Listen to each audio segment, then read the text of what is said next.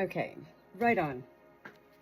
I'm Natalie, the Good Shepherd, and I'm a very fast person, and I love my life here on our small hobby farm, and I'm going to jump right in. What I want to share with this video right now is in response to many of the videos I've been posting in the past several days of my hen, Sylvia, my Silky, who I'm going to get out right now as well, who's been suffering with constipation. And constipation, well, in life we think what we think about it. It depends on how we as humans have experienced constipation in our own lives. Just like if we've never broken a leg before, we can't know how that other person who did break their leg truly feels. I feel everything with my animals, and that's undeniable to me. I know, come on. So, some of the ways that Sylvia was first acting, I thought she was trying to go broody. And that's important to note with constipation. Well, think about a broody hen. They're defensive, stay away. I want these eggs, I'm staying protective, Well, that's how a constipated hen feels also. Stay away, it hurts, it hurts. When my one Chihuahua got spayed many years ago, she came home and she lined all her toys. We had 5 dogs, and she lined all her toys very far away from the bed she was sleeping on with my daughter. The dogs knew that that was her barrier. That's the way animals communicate. And each day that Chihuahua began to feel better after being spayed, she moved the toys closer and closer to the bed she was laying on. And then the dogs, her pack, would come in closer and closer until one day she had all the toys on the bed and invited them up, and that's when they began to play. And for her, it took, 5 or so days. So all life is different, and we all can kind of vouch for that. She's not feeling well, and this is how it's been for about 5 to 7 days now with Sylvia. I clean her vent out. It's very jam-packed full, and then she's hooping and hollering around and free-ranging and really totally fine. And then she goes back into her cage and becomes feathers out, tail feathers up. It doesn't feel good. One thing I'm thinking of right now that I haven't done for her yet is I haven't given her pain medicine, and I think I will. Perhaps that's because I'm just now feeling that she is really in pain. And I usually can tell, so she really hasn't presented as being in pain. So let me just go over some of these questions, okay, first, before I get started with Sylvia. Why does a hen or chicken get dehydrated? Well, I'll tell you how it happened here. We're in central North Carolina, and we went from somewhat spring weather to very hot, no humidity, but very hot, to very cold spring-like weather again, to very hot, to boom, humidity.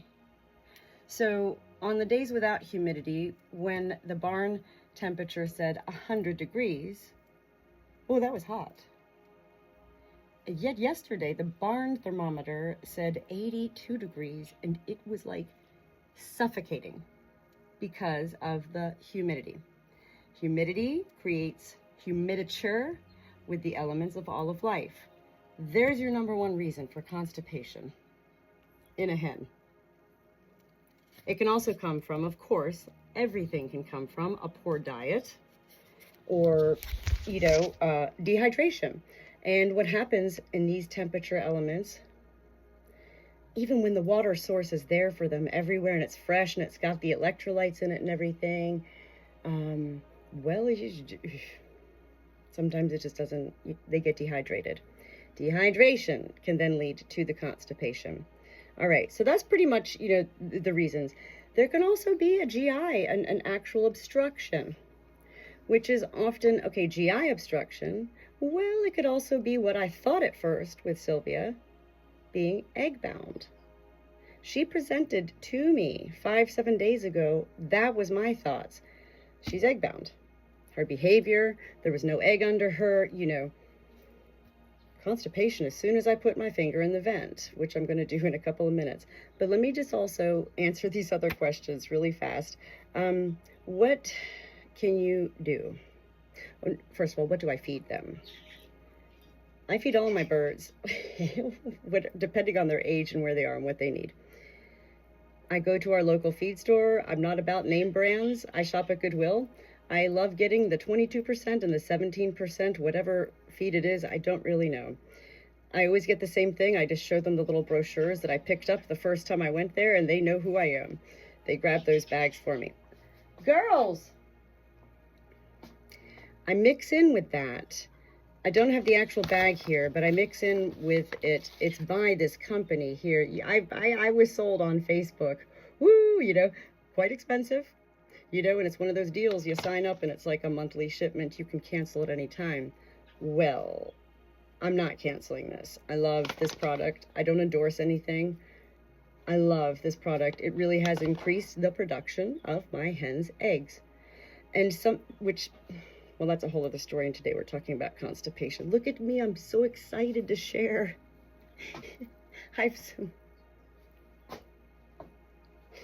Sylvia, let me settle down. All right. Also, what happens with the heat and everything is that can lead to multiple things. And what I've learned with all of my hens is that when they present with something, whether it's sour crop, egg bound, constipation, water belly, you know, whatever, it's usually always associated with something already, or it's going to turn into something.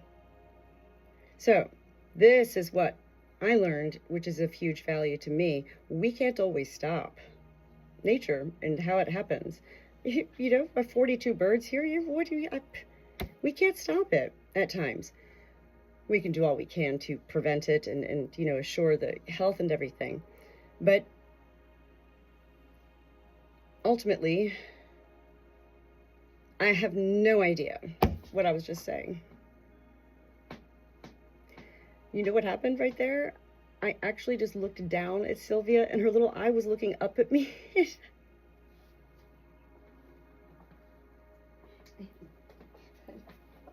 I love you, Sylvia. I love my Sylvia. She goes, oh, I don't feel good. I know you don't feel good. Okay, I know. This is what happens when you're a fully aware person, is that you're too aware. And, you know, some people think it's ADHD, and it's like, no, I don't think so. Anyway, I'm going to put her down. Here's the things that you can treat. That's what I feed my birds. They get a whole lot of watermelon, cantaloupe. You know, I always love buying. Stay there, Sylvia. I love buying the frozen fruits from the grocery store, frozen peas. I love getting the big bags of corn on the cob, you know, to throw out there on those hot summer days. I mean, just blueberries.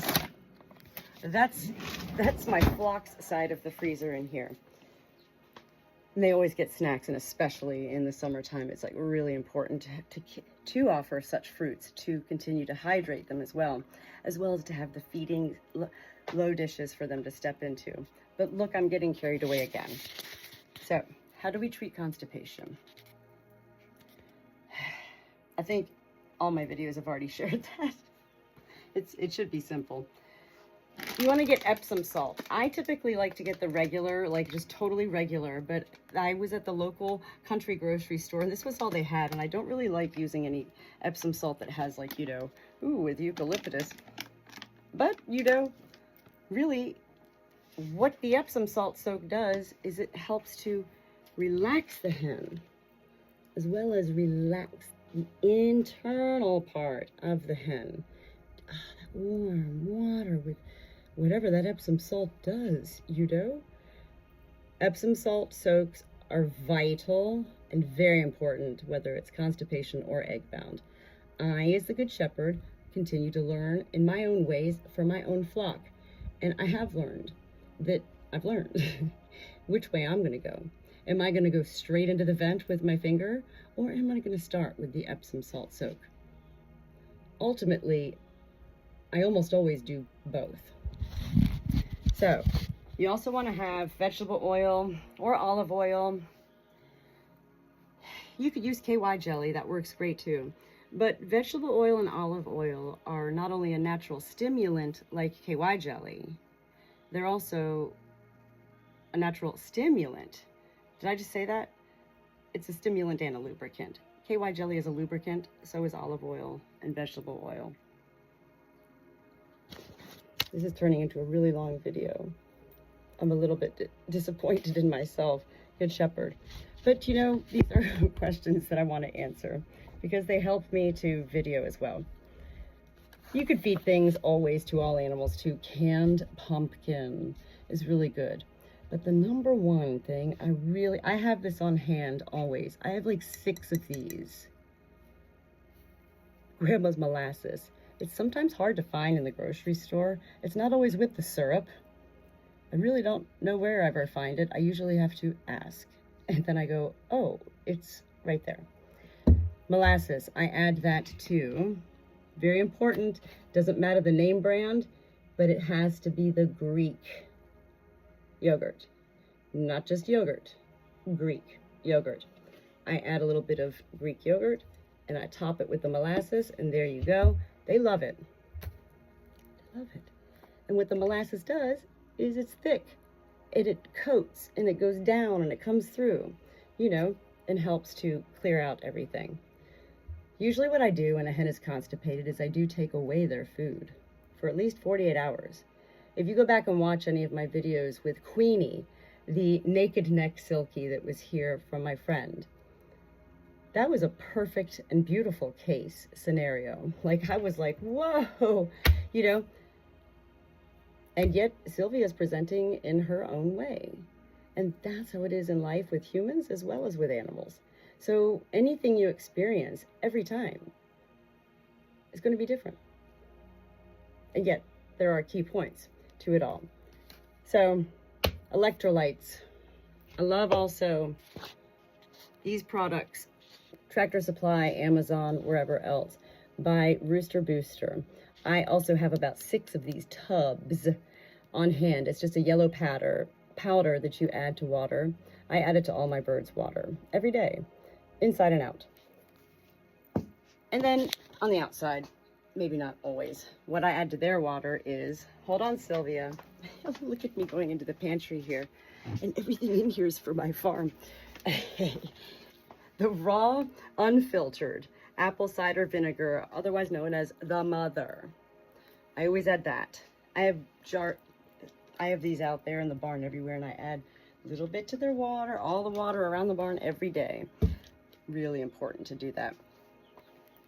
As well as the other product. I think I'm just showing you everything. Vet RX, which is also good to add to their water at times. I'm sharing too much right now. I'm going to go ahead and stop. And what I'm going to do is, you know, I don't need to share this again. I have so many videos. And when I do video myself, it is to see myself. So maybe I'll just keep videoing, whatever. It is the afternoon hour, 12 o'clock. Sylvia, what's going on? What kind of music do you want to hear today, Sylvia? Is there anything in particular? She's like, no. All right, so really quick. It's so funny. In life, we come up with our own little spiels. And whenever I get prepared to do anything as the Good Shepherd, and I am not a doctor, and I make no claims to anything that I do being accurate or right, I didn't even know until last week. I was talking about my birds. I called it a crown. It's a comb, C-O-M-B. I'm not afraid to share. You know, it's not that I'm wrong, it's that I'm grateful when I'm able to learn. Chewy! Chewy! Oh boy, I see Chewy out there going crazy and my belt buckle just came undone. I'm a wide open person. Wide open. Sylvia, you're a small, beautiful, silky hen who was incubated and born here. On the farm, I saw you hatch, and actually, she had a pretty rough first couple weeks of her life. In the brooder, she had really big breathing issues. And at that point, before I knew about VetRx that I just showed, I was putting Vicks mentholatum on the outskirts of the brooder. She had really big breathing problems. I've since then also learned to utilize the humidifier. These are things I didn't even think of, and I do love sharing on these videos because it's like, oh my gosh, when I have these moments, they are my Good Shepherd Natalie aha moments.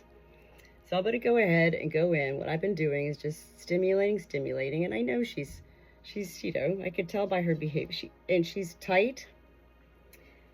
Okay, and I'm very gentle. This doesn't hurt her. Do you see her two-stepping? This is good. You want them to two-step. If anybody's been watching these videos along Sylvia's journeys, she's not been two-stepping. The two-stepping is, well, they're trying. And when they don't two-step, that's like, whoa, not good. So, there, okay? That's her first poop, and that's a good poop. I didn't pull it out. And I'm not here to pull it out. And yet there are times I have to go in and kind of scoop it, you know, to kind of help it pull out. When my finger goes into their vents, it is not about jabbing around. I do have long nails, and I don't wear gloves. I do have Dawn dish detergent everywhere as well, and fingernail brushes, and I don't really care. I mean, all my animals are safe and healthy here, and any of my health issues have nothing to do. In fact, you know, it is said that, well, wherever you are in life, you become immune to. So whenever I have been sick, all my doctors have said, I know the world's going to say it's your farm, but it's probably not. It's probably more so you ate hamburger meat. There we go.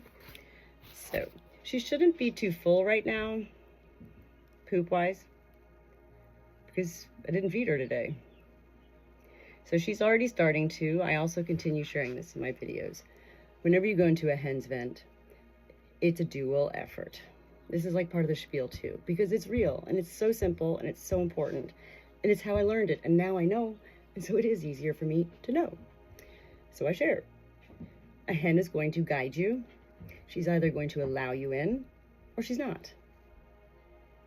She's either going to direct you to where you need to go, reroute you to where you think you want to go.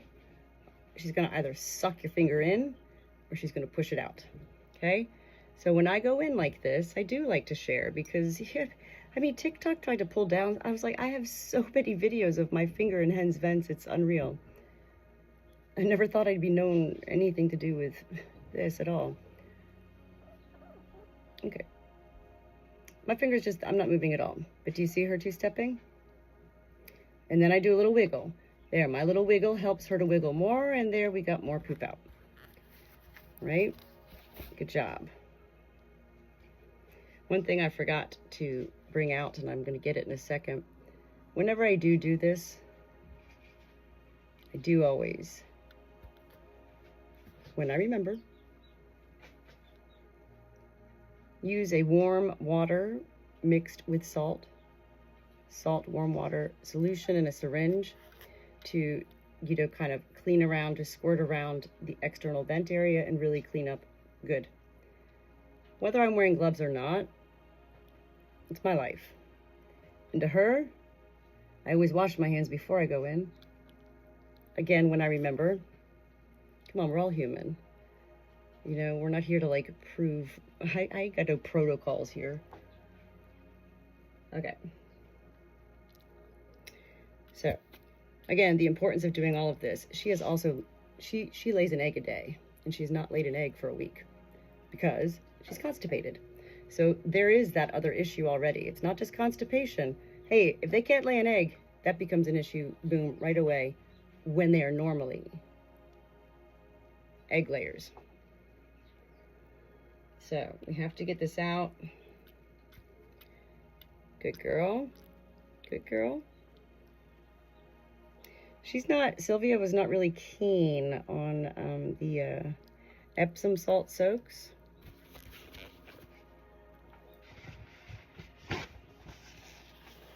Meaning she wasn't one who wanted to stay in there for like an hour. But also the ones that don't want to stay in there long are the ones that are usually going to be okay. The ones that stay in there forever are the really sick birds. Again, in my experience, not even my opinion.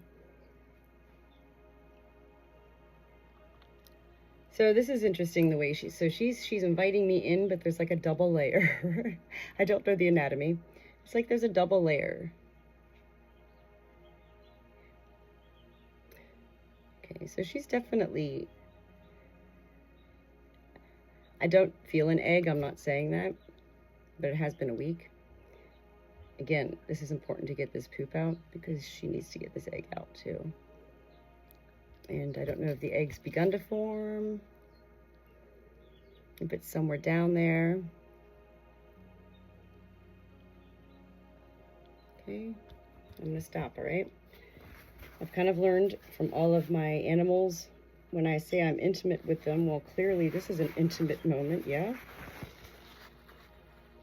Intimate moments aren't always sexual. If you redefine the word intimate, as I continue to redefine my life, it's not sexual at all. And yet it's a beautiful way to live your life with such life that you do love and that you do share your life with in non-sexual ways. I say these things because, you know, people have commented on my posts before saying things, you know, I'm like, I just kind of laugh. Like, come on. But really, I can't believe TikTok would go like, you know, whenever I had big videos, they'd let them run and run and run. And then, oh, we're going to take it down. You're doing sexual abuse. Sexual abuse on my chickens? At one time, they were like, you know, animal abuse. What? Come on, TikTok, go back and look at all my videos. I don't even know how many I have of me going into events. These are not bad videos. They are for educational purposes. And, you know, that's that. So, what I'm going to do is what I always do now. Put Sylvia down, clean up, and let her free range. And then, you know, head on back out to check on everybody else outside. That's right, little sister of mine, sister, daughter. Do you want to hear a little, I don't know, Alexa, play, I don't know. All right.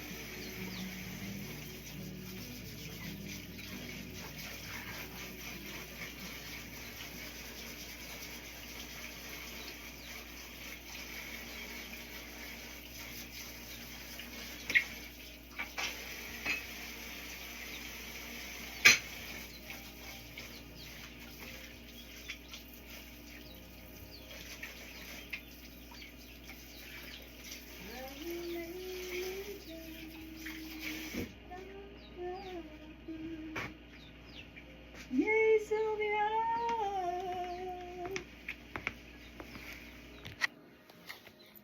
We'll go from here.